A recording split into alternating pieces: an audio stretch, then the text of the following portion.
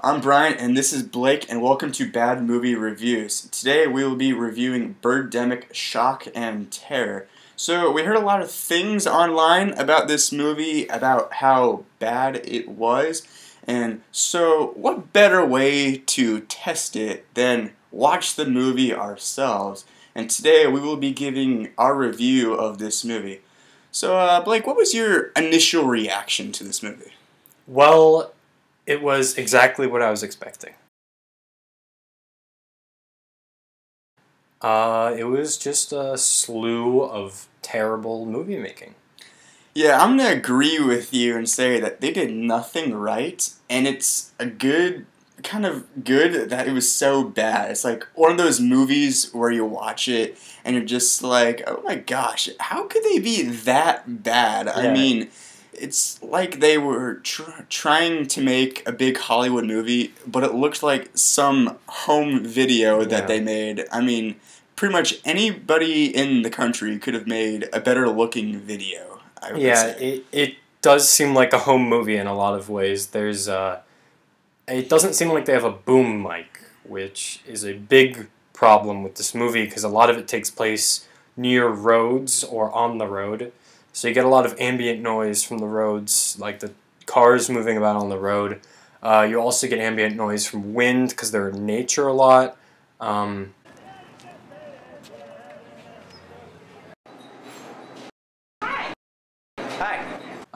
Sometimes they'll cut out white noise until somebody says a line, and then the line will still have white noise on it, like they didn't record it separately. I'm a fashion model. And a beautiful one, too. Thanks. Well, Yeah, I saw some of this movie online, like clips here and there about like the CGI birds where it's just cutouts, and like instead of like flapping their wings and gliding like eagles usually do, they're just kind of like floating there and just flapping their wings like hummingbirds or something like that.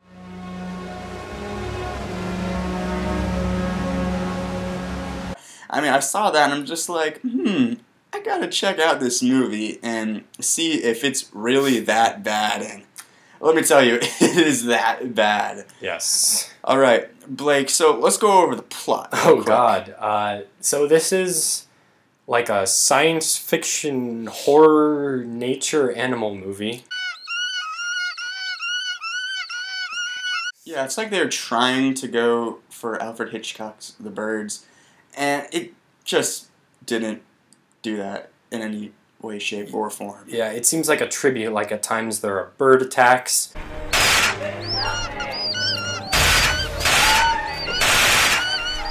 And at the end of the movie, spoilers, the birds go away for no reason, just like in The Birds by Alfred Hitchcock. And it doesn't seem like a climactic event because the birds appear about 2/3 of the way through the movie, and there's not really any build-up to the birds. In the beginning of the movie, there are a lot of, like, they sneak in environmental stuff. Yeah, because the birds are supposedly supposed to be attacking humans because of global warming somehow.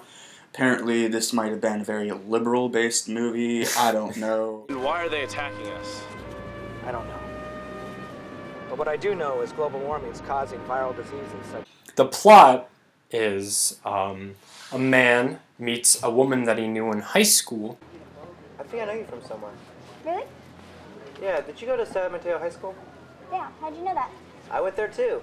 And they start dating, and that's about half the movie. And then birds attack. Yeah, and then birds attack, and they're just trying to survive, and then the birds just fly away for no reason, just float off across the ocean.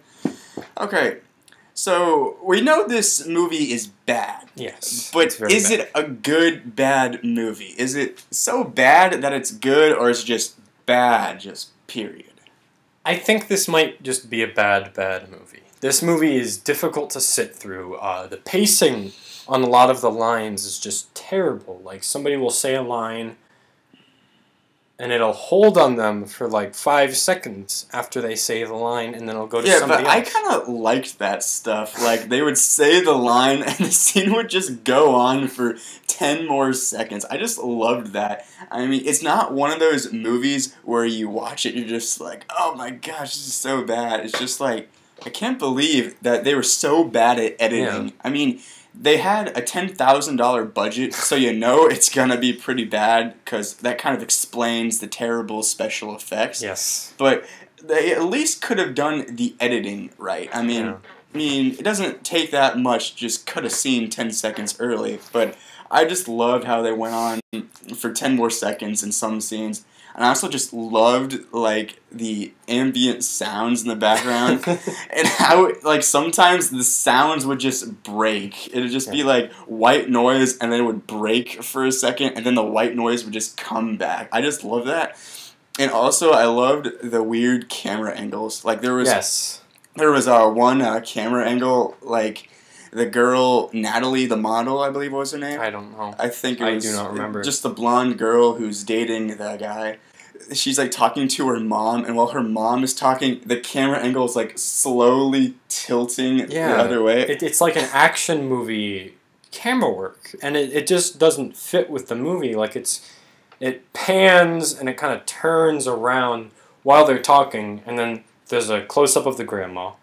And then there's another shot where it's the same thing but going in the opposite direction. And it seems like the kind of camera shot that you'd have in like an interrogation scene, not in a family bonding scene. Yeah, but that's what I loved about it, honestly. I mean, you hate it, I love it, and what else did you think was bad about this movie? Well, I think that this is a difficult movie to sit through.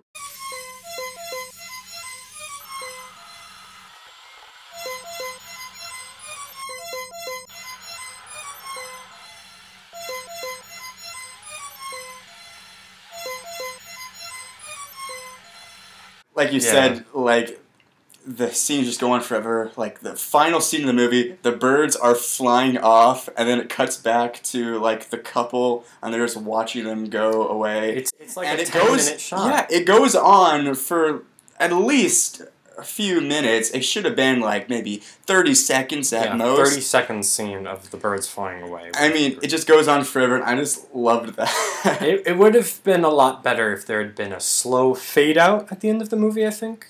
But the credits just come over the same shot we've been watching for, like, a minute and a half.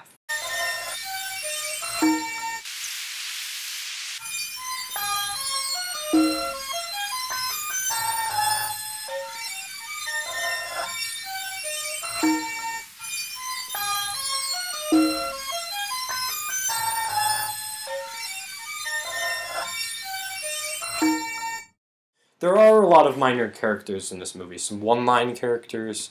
The main character has a close friend who's, like, obsessed with sex. Yeah, he's kind of a just straight-up douchebag. He's very rude when his friend, the main character, the robot,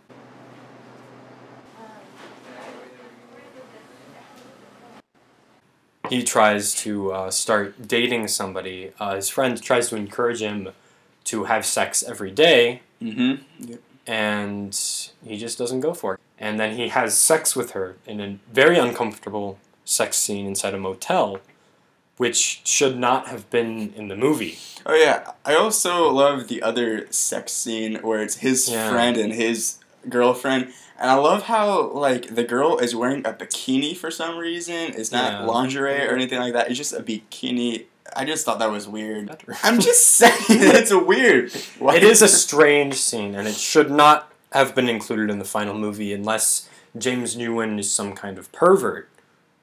You calling James Nguyen a pervert? Yes, James Nguyen, you are a pervert. Okay. Man, this is gonna be fun.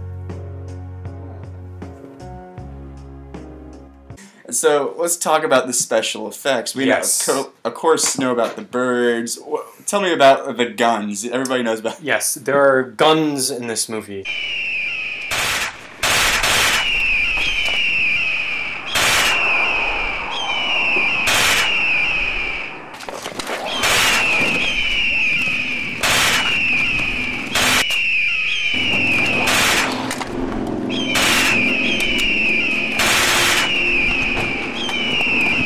sound effect that goes with the guns is louder than anything else in the whole movie. Yeah, and I also love the special effects, like the last scene where like one of the birds hits the windshield, and you can see the windshield kind of like moving.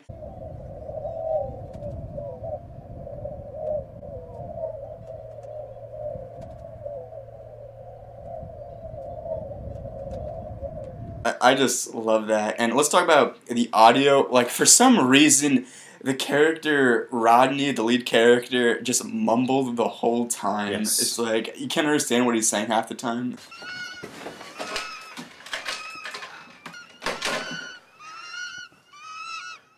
Battery's dead. What's going on? Can they get in? Not for the moment.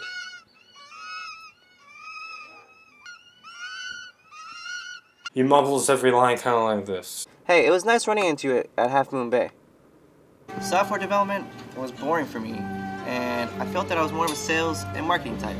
So, I switched to a high-tech sales career.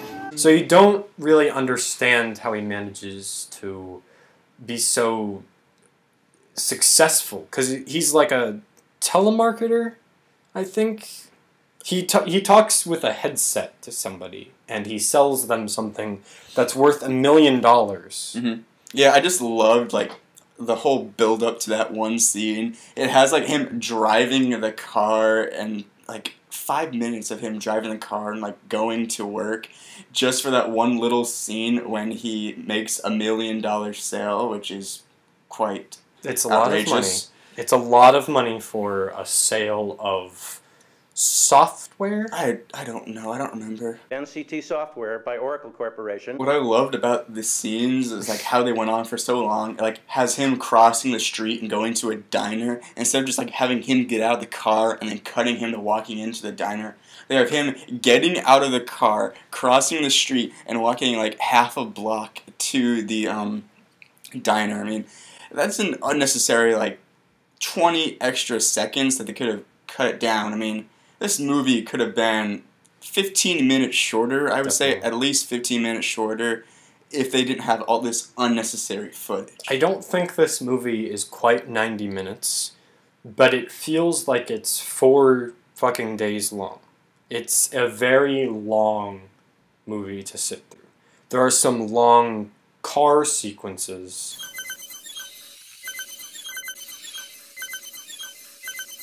Yeah, I love the opening scene where it's showing like all the people's names. Yeah, in it's the the film. opening credits roll. Yeah, and like the camera angle is like kind of tilted. I mean, it looks just like barely tilted. It looks like yeah, he's like driving the car in one hand and holding the camera like this in the other hand. It's like you couldn't have someone riding shotgun and filming it. There are multiple people in cars later on in the movie, so obviously they have more people who could film. Speaking about the cars, I just loved how this is supposed to be like an apocalypse. Yeah. And while they're on the side of the road, there's just normal cars commuting for the day. It's like you didn't have the budget to shut down the road, so people are in just normal cars just going by in this apocalypse. Yeah. I mean, it was just, I just love that part. They make a comment during the bird apocalypse about how gas is like $100 a gallon. Well, you know, from the Eagle attack, we are short on gas, but it's $100 a gallon if you want. What? $100? That's outrageous. But there are still like a ton of people driving on the side of the road. Yeah, it just doesn't fit the scenario It doesn't. of an apocalypse. Alright, so now let's talk about what was your favorite, like, moment in this movie?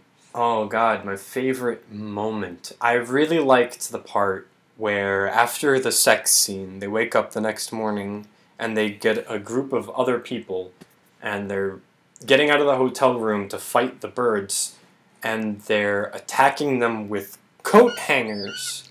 Yeah, and I love in that scene how the birds are just hovering across the screen and they're just hitting them with the coat hangers. It's just You have to imagine terrible cinematography. that before they added the special effect, these people were outside in a group swinging coat hangers at thin air, at nothing, and you have to imagine James Nguyen shooting that and going, yes, this is good. This is good. He must have consciously said this is good. And that scene is just great. I love it. All right, my favorite moments. Whew, I mean, I kind of liked when the bus was on fire and they were trying to save the people, and then just like the birds spit acid on the people and they just died. They just like, die. It's very sad. It's a sad moment. I shed a tear. I also like when they're like in the conference room and then like everybody's clapping and then the clapping just dies down and then starts back. Yeah, they cut to another shot of them clapping again. But they're clapping at like full volume again, so it's like they're clapping really loudly, and then suddenly they're clapping loudly, and they're celebrating for a very long time. That's another shot that goes on for a really long amount of time, and I don't feel like it was necessary. All right, so last part. What was your favorite quote from this My movie? favorite quote. I don't know it word for word. But I remember the main character gives an advertisement for his car in the middle of the movie about how it's a plug-in hybrid and it gets 100 miles per gallon or something. Besides, I love my Mustang, which is a plug-in hybrid. It gets 100 mpg. Anyways, I'm thinking about opening up a green tech company. And it comes after his friend encourages him to buy a Ferrari, which is another hilarious line. In the movie. Yeah, that was one of my favorite lines. Like, he's like, if you want to get in her pants, you gotta have a nice, hot Ferrari. Chicks love cars. If you want to get into their pants, you better have a nice, hot Ferrari. She's my hot Ferrari. I mean, I just love how that actor who It's played his terrible. friend said it. I mean, he sounds like such robotic, like you said earlier. Yeah, he's like such a robot. I also loved earlier in the movie when they're playing basketball, he's like, a day without sex. A day without sex is a day wasted, man. I'll let you know how it goes.